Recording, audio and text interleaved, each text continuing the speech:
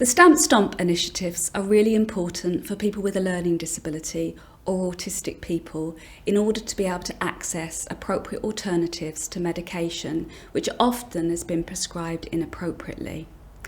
As social care providers, we really understand the importance of foundations of good support using a PBS framework in which to be able to give these alternatives the best chance of success. Without this systems change, we leave people open to continuing to be vulnerable to using behaviours that might challenge others. So Anthony, I think you've got an example of somebody that you've supported where you've been able to successfully use alternatives to medication?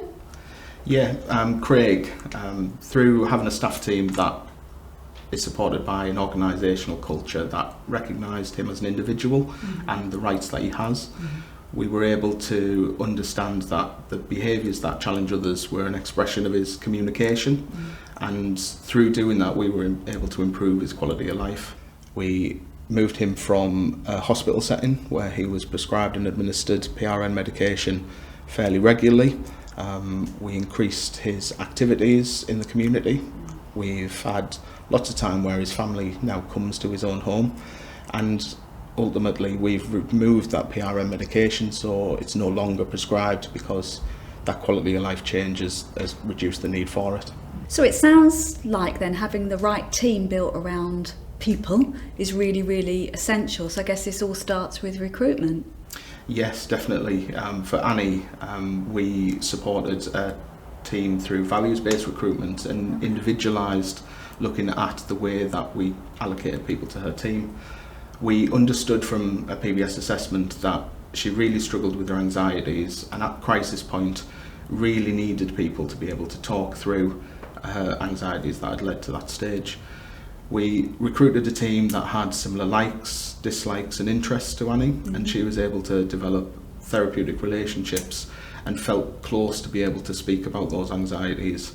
In turn, we've been able to develop her skills. We've managed to attain some goals that she had, including going to a nightclub very regularly now.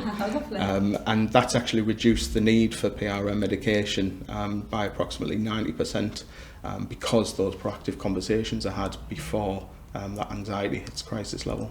So that was a really good example of how building a bespoke team around Annie was really critical in being able to use alternatives to medication with her. You also mentioned the importance of building the right knowledge and skills for a staff team.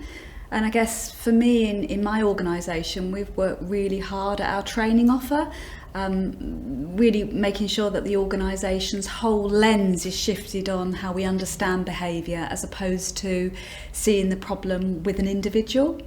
I guess in addition to that, the involvement of people themselves, sort of leading and driving their own support, families who know people better than anyone, and the staff who are working on the front line with people.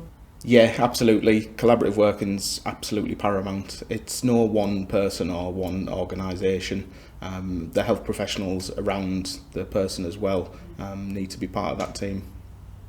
By embedding the positive behavioural support framework, social care providers can really play a key role in the STAMP STOMP initiative and improve quality of life for people.